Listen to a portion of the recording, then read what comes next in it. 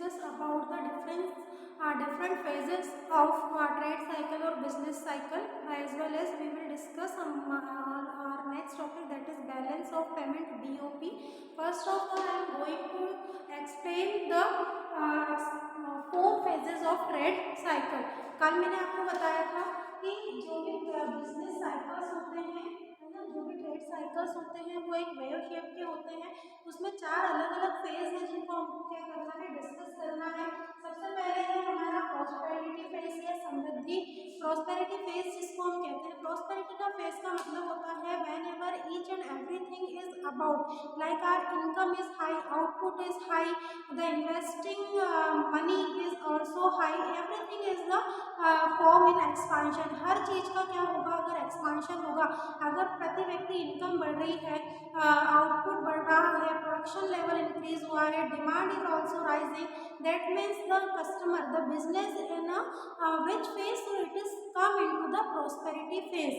Everything is positive regarding the economic activity. If our gross national product, if our GNP is also good, that means the phase is considered under the prosperity phase. तब उस trade cycle को किस phase में लिया जाएगा, समृद्धि सूचक। मतलब prosperity के फेज में वो बिजनेस उस दौरान काम चल रहा है, उस बिजनेस में सब कुछ पॉजिटिवली क्या हो रहा है, रिसीव हो रहा है। Each and every member businessman is earning the higher profit, the income of customer is also high, the production level is increasing, the demand is increasing, everything in a form of expansion, high income, high output, ठीक है, as well as the high demand. अगर सारी चीजें expansion के form में होती है, increasing form में होती है, दैट मीन्स कि ट्रेड साइकिल उस समय किस फेज में चल रहा होता है, प्रॉस्पेरिटी के फेज में चल रहा होता है। प्रॉस्पेरिटी फेज जो होता है वो फर्स्ट फेज होता है आपके ट्रेड साइकिल का। नेक्स्ट आता है आपका recession.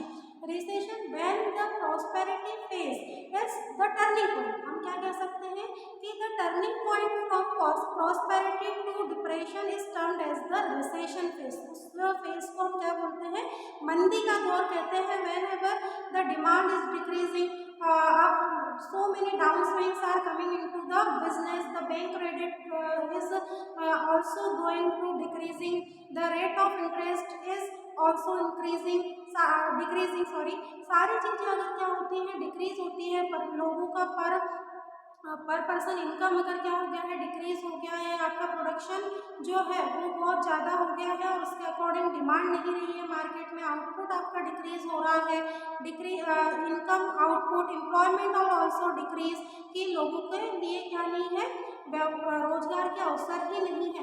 That means this phase is known as the recession phase. उसको हम मंदी का दौर कहते हैं। मतलब मार्केट में डिमांड घटती जा रही है, लोगों की इनकम, प्रोडक्शन जो है उसके अकॉर्डिंग डिमांड नहीं, ओवर प्रोडक्शन हो गया है, ठीक है, रेट ऑफ इंटरेस्ट जो है वो क्या हो गए हैं, जो ब्याज की दरें होती हैं वो बढ़ गई हैं।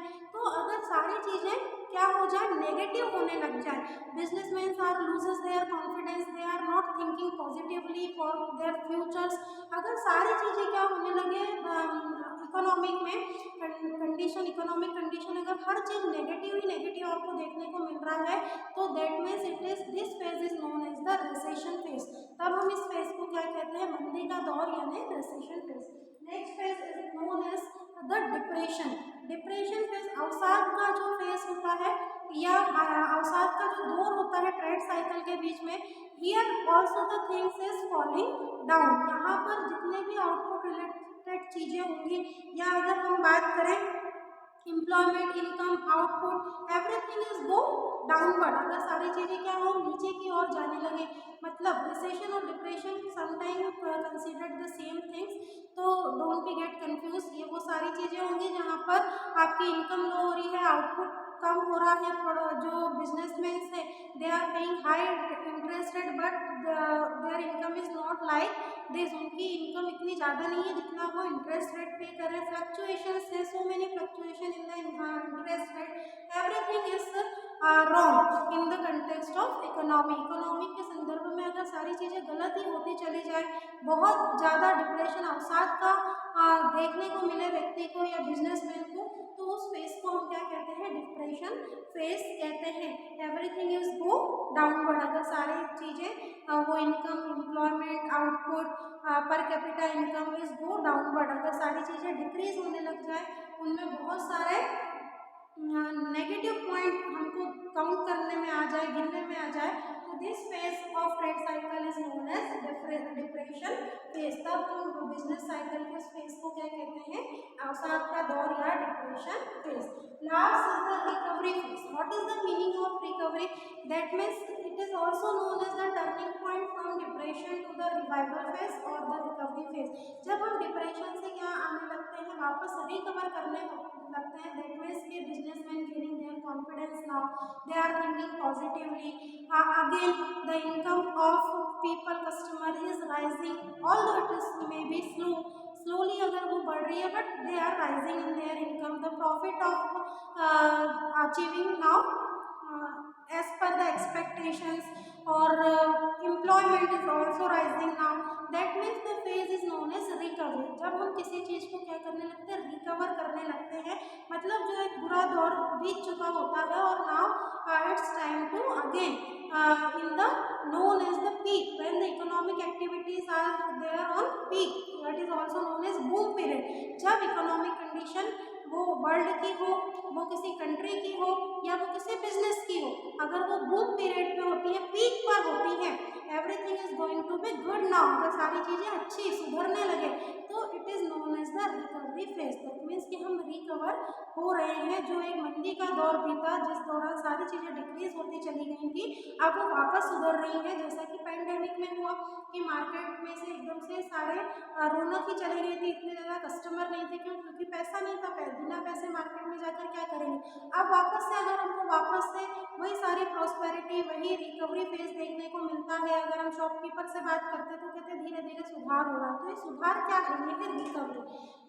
ये इट इज द लास्ट और phase of our trade cycle which is known as the recovery phase. Everything is going to be good now, everything is recover at their time, they are already taking too much time for recovery, but it is to be good now। अब वो क्या हो रही है, सुधर रही है, अच्छी हो रही है, लोगों की इनकम बढ़ रही है, धीरे धीरे वापस से डिमांड होने लगी है, प्रोडक्शन के अकॉर्डिंग सप्लाई हो रहा है, सेलिंग हो रही है, ठीक है, everything is good, everything is recover in the context of business.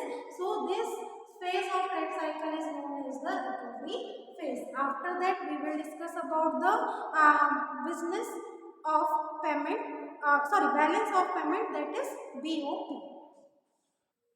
So students, our topic is BOP, balance of payment। What is the meaning of balance of payment? So it is a systematic accounting system। ये क्या होता है, systematic accounting system होता है, जिसमें account से related जितनी भी एंट्रीज होती है, it is to be keeped in the double entry keeping system. जिसको डबल एंट्री बुक आपने अकाउंट्स में पढ़ा होगा, उसमें सिस्टमेटिकली क्या किया जाता है, रिकॉर्ड किया जाता है। if we talking about the definition of some author, so it is known as the BOP is the systematic method of accounting transaction related activities which is to be written on, or which is to be saved on the accounting book। जिसको accounting book में क्या किया जाता है, entry की जाती है जिस चीज की, उसको हम कहते हैं BOP। if we talking about, suppose if we are receiving amount, if we are receiving the payment from the out of the world, so it is going to be in the credit part, and whenever we are made some payment to the world, to the other country, so it is considered under the debit। जब हम किसी दूसरी country से, foreign country से अगर payment ले रहे हैं, तो वो हमारे क्रेडिट में जाएगा। और अगर किसी बदले हम क्या कर रहे हैं, पेमेंट दे रहे हैं किसी दूसरी कंट्री को, अगर हमने कोई गुड्स इंपोर्ट किए हैं, निर्यात किया है किसी चीज़ का, तो फ्री में तो नहीं किया होगा, आपको उसके बदले में क्या देना पड़ेगा, पैसा देना पड़ेगा अदर कंट्री को। तो वो क्या होगा, आपके अकाउंट से डेबिट हो जाएगा। अगर कोई अमाउंट आपके पास आया है, तो वो क्या हो जाएगा, क्रेडिट हो जाएगा। तो all the transactions of accounting keeping safe in the accounting system, credit debit से रिलेटेड जितनी भी एंट्रीज होती हैं, तो it is according to the resident of India and the out of the world in the specific given period of time. अगर आपने जो भी अकाउंटिंग चीज़ों को क्या किया है, ट्रांजेक्शन किए हैं, आपने वो रेसिडेंट ऑफ इंडिया कंट्री का हो कोई पर्सन, या वो आउट ऑफ वर्ल्ड का हो, जितने भी पेमेंट्स किए जा रहे हैं, जितने भी पेमेंट्स लिए जा रहे हैं, तो it is always for a specific period of time. उसका एक स्पेसिफिक पीरियड ऑफ टाइम भी होना चाहिए। ऐसा नहीं है कि आप पिछले साल के बिजनेस किया उससे भी पहले के एंट्री जो है वो आज उनको क्या करें, स्टोर करके रखें या लिख के रखें।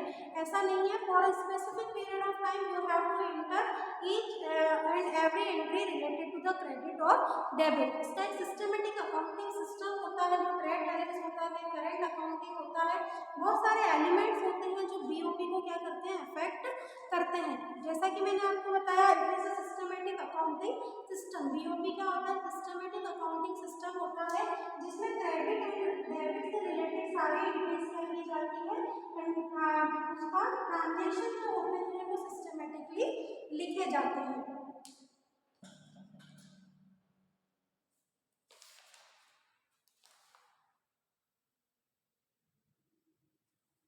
जितनी भी, हाँ, जो मैंने बताया आपको क्रेडिट और डेबिट रिलेटेड जो भी चीजें हैं उनकी क्या होगी, इसमें रिकॉर्डिंग होगी। रिकॉर्डिंग का मतलब क्या है, it is systematically written in the accounting book. उनको अकाउंटिंग बुक में सिस्टमेटिकली रिकॉर्ड किया जाएगा।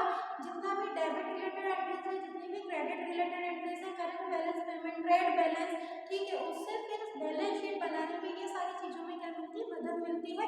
And with the help of BOP of any country we are analyzing, we can identify, we can determine the economic condition of those countries। उसके सहायता से हम किसी भी कंट्री की, we are talking about the world, so easily we can analyze the world economic condition with the help of BOP, because here each and everything is recorded in the systematic manner। जितने भी payments receive किए गए हैं, जितने भी payments किए गए हैं on behalf of the importing, तो उन सारी चीज़ों को अगर आप सिस्टमेटिक रिकॉर्ड करेंगे तो वो आपको बहुत हद तक हेल्प करेगा इकोनॉमिक कंडीशन को आइडेंटिफाई करने में।